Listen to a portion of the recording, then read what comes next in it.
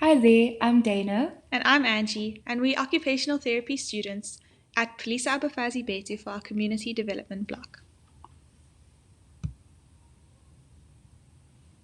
Wilcox's triangle of occupational justice indicates that the contextual factors are related to a person's occupational engagement and is what predisposes them to ill health and ill being. Looking at the underlying occupational factors, we see that South Africa is a newly industrialized, developing country with an upper middle income economy, which is the second largest income of the African continent. It, however, has an unemployment rate of 36.98%, with a youth unemployment rate of 64.4%. 22.3% of the unemployed population are coloureds. These unemployment rates are the substance of the inadequate education, poor health, and high levels of crime faced within South Africa, as well as the negative effects post apartheid has had on the employment opportunities available to colored people. The predominantly colored community of which Philisa Abafazi Bethu is situated hosts many families of the middle to lower socioeconomic class. The majority of the population within this community are either from the Christian or Muslim religion and are rich in culture, values, and beliefs. The communities served include that of Retreat, Steenberg, and Lavender Hill. A lot of this population within these communities face poverty, unemployment, and decreased educational backgrounds due to school dropouts, and decreased school performance due to social issues faced, all of which are barriers to occupational performance. It has also been noted that since the COVID-19 pandemic, social issues such as unemployment, school dropouts, teenage pregnancy, gender-based violence, and poverty have escalated. The national policies and priorities have been geared towards addressing these social issues, where through observation of the occurrences at Philisa Abafazi Bethu and word of mouth, we have discovered there has been some actions taking place, such as the campaign being developed by the Department of Social Development, where they are looking to create a blueprint for the development of communities in and around the Western Cape, like Steenberg and Lavender Hill, with the collaboration of all the NGOs in the area and governmental services such as the Department of Social Development and SAPS. There has also been an unemployment expo where the center has been used by the Department of Labor as a site for the registration of the community members to assist with job seeking and application. These have been very small changes so far, therefore, social issues are still being faced at a high rate.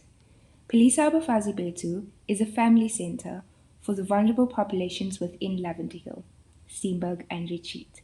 It is a non governmental organization that was started by Lucinda Evans in 2008 in a container in the yard of Lavender Hill High School and is now situated on a large field in the center of Steenberg. It has 5 large containers which house the admin, program facilitator, and coordinators, social workers, and director's office, along with a large hall, a container for the bathroom facilities, a container for the kitchen, a container for the safe houses, and one for all the storage. Philisa Abafazi Bethu also has a safe house in Kirstenhof, which was once situated in Wynberg in 2017. The organization was created in response to the observation of gender-based violence experienced in the community of Lavender Hill and is all encompassing in its goal of caring for genders, male, female, young, old, and the LGBTQ plus community. Putting lavender back into the hills, or plainly stated, giving the people of the community back the peace and tranquility that has been ripped from them by the socioeconomic circumstances they face. The center offers services such as the aftercare program, facilitated and coordinated by Camille for at-risk boys and girls between the ages of 5 and 12. It runs from 2:30 to 5 every Monday to Friday. The program aims to educate, boost the child's self-esteem, and present workshops that prevent problem solving without the use of violence. Every Tuesday and Thursday, the children receive marimba lessons, and on a Friday, they receive surfing lessons at Muizenberg Beach. a youth aftercare program facilitated and coordinated by Hilton for the youth aged 13 to 19 on a Wednesday afternoon, and as well as a youth unemployment program for aged 18 to 25, run in the last week of every month. The Youth Aftercare program follows the 7-point impact plan, seeking to improve educational attainment, health and well-being, and increase their participation in community life, achieve social inclusion, improve their environment, and build understandings of gender equality, as well as empower their minds. The Youth Unemployment Program seeks to develop interpersonal, job-seeking interviews, and work skills. It also aims to improve their knowledge on different opportunities for employment, education, educational funding, and internships. There is also a seniors group for those who find themselves in a vulnerable situation, run by the director of Philisa Abafazi Bethu, Lucinda. This occurs every Wednesday morning from 9 to 1 in the hall, where it provides the seniors with educational workshops, enjoyable outings and events, as well as an opportunity to socialize. Philisa Abafazi Bethu also runs 2 safe houses, one here on the premises in Steenberg and one in Kirstenhof. Here, any person seeking urgent shelter from sexual violence or domestic or child abuse is provided with a warm bed, 3 meals a day, shelter, and a counselor. They also have the opportunity to be accompanied to court appointments, get legal advice and support to open a case and hold their perpetrators accountable for their actions. The organization also has a baby saver, which allows the safe abandonment of children. A metal container is connected to an alarm system that immediately alerts the security company, as well as the director of the organization. The baby is then collected through the door that opens from the inside and will receive immediate medical care. The occupation-based community development framework can be described as a form of OT practice with communities where both doing and be where doing is both the means and ends of actions that are focused on bringing about change in human connection and occupational engagement. Discourses and practices in everyday life are challenged through this process. The focus of this framework is to work with those who are marginalized in the community and not for them when bringing about change. The OBCD framework highlights 4 phases that need to be worked through in an iterative and non-linear fashion with the community. These phases include the initiation, design, implementation, and then monitoring, reflecting, and evaluation phase. Engaging with the 4 stages of the OBCD framework, the role of the OT, in this case us as the students, have been to raise and identify issues of injustice or barriers, recognize the impact of inequities and inequalities, acknowledge that well-being cannot be achieved by focusing solely on enhancing the individual's abilities, and looking to facilitate change at both an individual and environmental level. We have been working with 3 main groups within this organization during our time here at Philisa Abafazi Bethu. The projects that we are developing with each group are all in different phases of the OBC framework, where we have collaborated with the respective stakeholders and community members involved in each project, as stated in our long-term goal. To address occupational justice issues impacting the youth, children, and seniors that are enrolled at PAB, residing across Lavender Hill, Retreat, and Steenberg, allowing for optimal engagement and participation in occupations that bring about health and well-being, establishing the role of a learner for the children and youth, and the role of community members for the seniors. We went about doing this by first conducting a thorough CRA with the respective groups and drawing on the findings sourced by previous OT students. A developmental reading was established through uncovering the organizational elements, process, and the nature of the specific situation in which the organization is in, allowing for a well-informed approach to the 3 projects within the OBCD framework. In terms of the conceptual framework, Philisa Abafazi Bethu understands the growing need for a solution to gender-based violence. It has identified that the Department of Law Enforcement has proven to be ill-equipped to address or handle this social issue. Philisa Abafazi Bethu recognizes that Gender based violence has affected the lives of many and is a social issue that has been fed by and leads to other social issues faced within the country, such as poverty, gangsterism, substance abuse, school dropouts, teenage pregnancy, and high crime rates. In terms of the organizational attitude, the organization believes that by providing a safe, protected environment for vulnerable groups of people that have experienced intolerable situations, they would be putting the lavender back in the hills. The vision and strategy of Philisa Abafazi Bethu is to create a safe haven for those experiencing gender based violence, with the strategy being to nurture an environment that would be peaceful, allow room for growth and development, and create a space for many of all ages and genders to come to gain their pieces of lavender back. The organization's structure includes the director, the admin team, with social workers, safe house mothers, kitchen staff, cleaning staff, protection team, and aftercare and youth unemployment program coordinators and facilitators. All events or occurrences go through Lucinda, the director, with weekly check ins and monthly staff meetings to ensure all departments are effectively run and managed. In terms of acquisition of skills, Police Abafazi Bethu staff go on multiple training and developmental courses throughout the year, specific to general health and safety, as well as their roles and functioning on the team. With regards to material resources, Police Abafazi Bethu has four main sponsorships, which include Coca Cola, the Queen of Sweden, Rotary, and the Department of Social Development. Police Abafazi Bethu are working to gain more sponsors with the hopes of building on their vision of expanding and developing the safe haven with a Medala Stone Garden outdoor gym and giant board game, as well as expanding the safe houses on the Steenberg premises. This organizational reading highlights all the assets that are promoting this organization's development and stance towards change in the community, assisting in the resistance of the social issues which form barriers to occupational justice, which have been previously mentioned. Furthermore, we will describe our assessment methods, findings, formulation of aims, and the occupational constructs that support our reasoning to design, implement, monitor, and evaluate each project that we are currently working on. The first project is the Aftercare project. We made use of participatory observation as we involved ourselves in the Aftercare program assisted by Camille. We spent time engaging in play with them and even learned how to play marimbas, as this is an exciting part of their program that they love engaging in.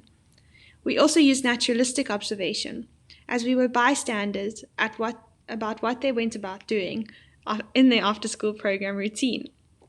Arriving to eat a meal together, have a bathroom break, free play, write in their journals, and a lesson before home time. This gave us a clear understanding of their motivation to attend aftercare, their relationships among their peers and the staff, and the sibling dynamics. And also Camille's style of teaching and administering the program. We also went through the process of initiation as we answered the three main questions of this phase, being who is the group and what constitutes daily occupational engagement for them. In this case, we understand this group of individuals as primary school-going students who attend various different schools from all three surrounding communities. Many of them walk from school to the site, so they arrive at different times and have all experienced a whole school day with many challenging factors before they arrive at the aftercare program, which we noted has an impact on the behavior during their time here. Many schools in South Africa receive a poor quality of education, reflecting of the way that educational opportunities were stratified during apartheid, proving lower quality education to those from certain race groups. This community is still experiencing the after effects of apartheid as they are denied opportunity to better quality education due to increased school fees for quality education. This group's main occupation is learning and play. They engage socially at the site and also have other home responsibilities, such as looking after their siblings or doing chores. So what is missing from the range and types of occupations characteristically engaged in? The main occupations that this group of individuals engage in is learning and play. They are also all developing at different stages and will experience different challenges according to their stage of development. According to Erickson, this group is in the stage of industry versus inferiority. It is in this stage that children begin to develop a sense of pride and accomplishment based on their performance within social interactions and engagement of occupations, specific to their age. By developing a sense of competence and pride, these children develop their self concept. We found that there is a gap in the children's literacy and numeracy skills due to these challenges. Thus, they are experiencing occupational deprivation, as they are deprived from the opportunity to quality education, which is having a ripple effect on their overall development and occupational engagement. What is the potential for future occupational engagement in this context? Well, by developing a numeracy and literacy program in the aftercare program, the children are gaining an opportunity to develop their competence and skills.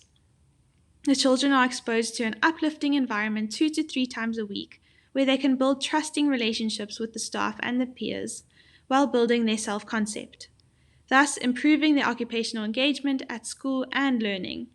Through this, it will increase their motivation to learn, complete their education, and possibly further their education, increasing their occupational possibilities for the types of employment they are able to pursue and the occupations they are able to engage in the future. Thereby, this will challenge the governmentality represented through the social systems and social circumstances that have decreased the quality of education that is experienced by these children. Drawing on these assessment findings for this group, we were able to draw up these assets and barriers, as seen on the screen.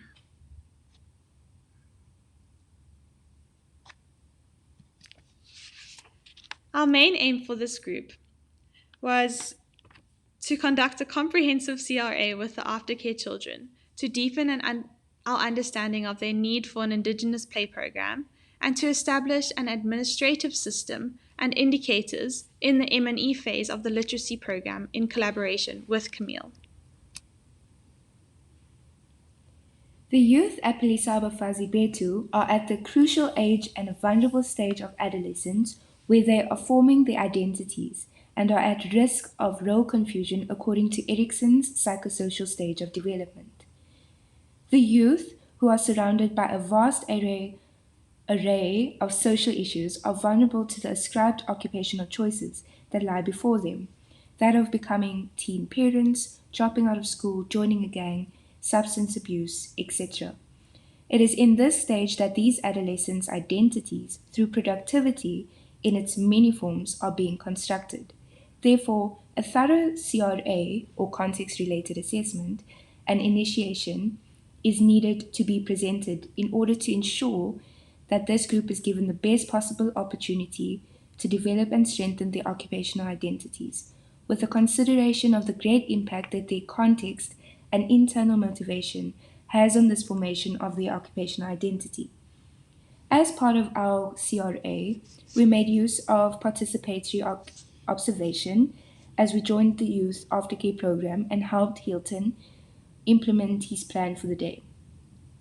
We also made use of naturalistic observation as we identified how they engage with each other, how they respond to Hilton, and what kinds of contextual factors shape the way they engage with Philisa Abafazi Bethu. So, in order to deepen our understanding of this group's occupational engagement in relation to the context, we made use of the community mapping technique as a tool. Additionally, we answered the 3 main questions from the initiation phase as we conducted a thorough CRA. Firstly, who is the group and what constitutes daily occupational engagement for them? So we noted that this group of youth aged 13 to 20 attends high schools within and around the Lavender Hill, Steenberg, and Grassy Park communities. The daily occupations of which this group engage in includes engaging in learning tasks such as homework and assignments, socializing, engaging in sports and extracurricular activities, where many of them expressed a love for volleyball, netball, hockey, and soccer. They also engage in home tasks, looking after their siblings, and going on social media. So what is missing from the range and types of occupations characteristically engaged in? So this group of individuals is experiencing a sense of occupational deprivation, as these students are deprived of opportunities to engage in their meaningful occupations, where external agencies in their context are causing poor educational services, teachers resigning, lack of opportunity for development, for skill development, which will enhance their ability to get jobs after school, and the social systems, ill health or impairments such as teenage pregnancies, physical impairments from substance abuse, etc. So, all of which are preventing the youth from engaging in occupations that allow them to experience a sense of well being. So, what is the potential for future occupational engagement in context? Establishing a strong sense of identity in this phase of their development is fundamental for their growth and enhancement in their purposeful occupational engagement. Kilhofner states that the individual is the core of identity formation. Therefore, by giving the youth an opportunity to unpack the influence of their context on their occupational engagement, we are giving them an opportunity to express their occupational identity. They are discovering how they can choose and create their range of occupational engagement.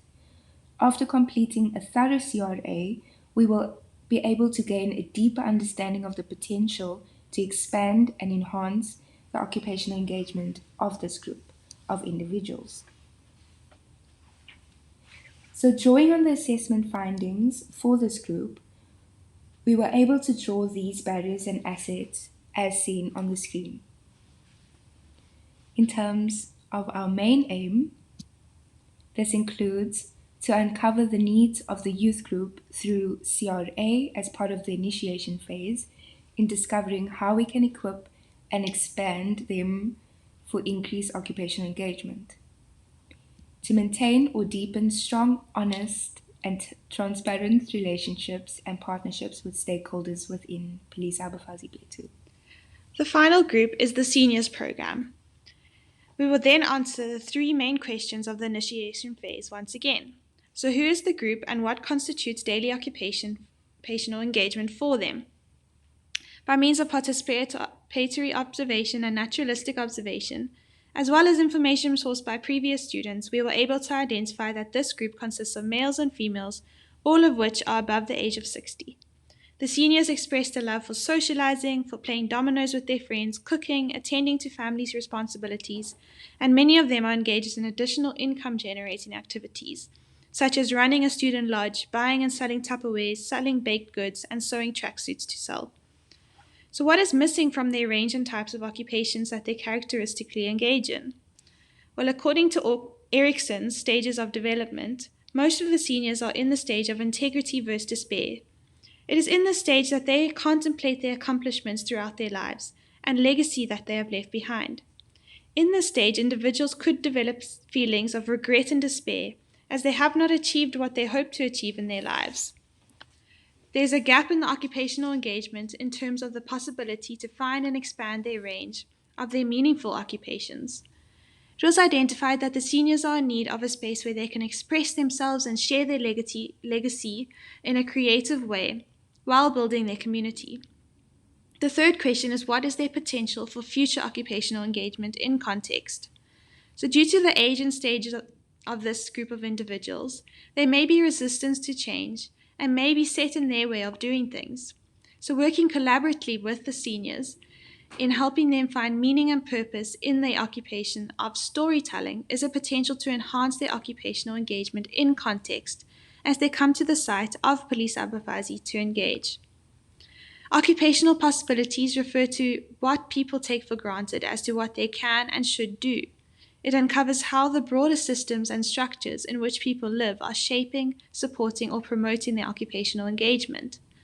This group of seniors explore how these power structures embedded in apartheid, the discourses that have shaped their current context, as well as government policies, how they have influenced their range of occupational engagement over the years.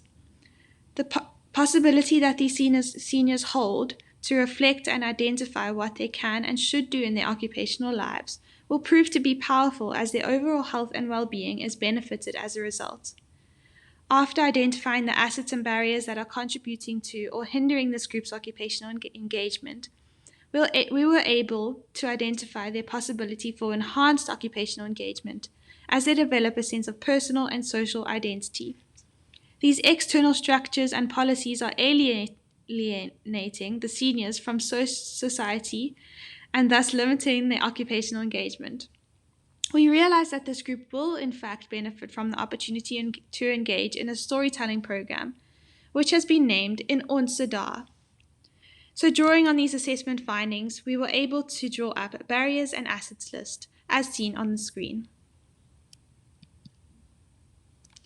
The main aim for this group was to design, in collaboration with stakeholders, a sustainable storytelling program for the seniors of the community, where this could facilitate a sense of meaning and purpose for the seniors. Thank you for listening to our presentation. And these are the references.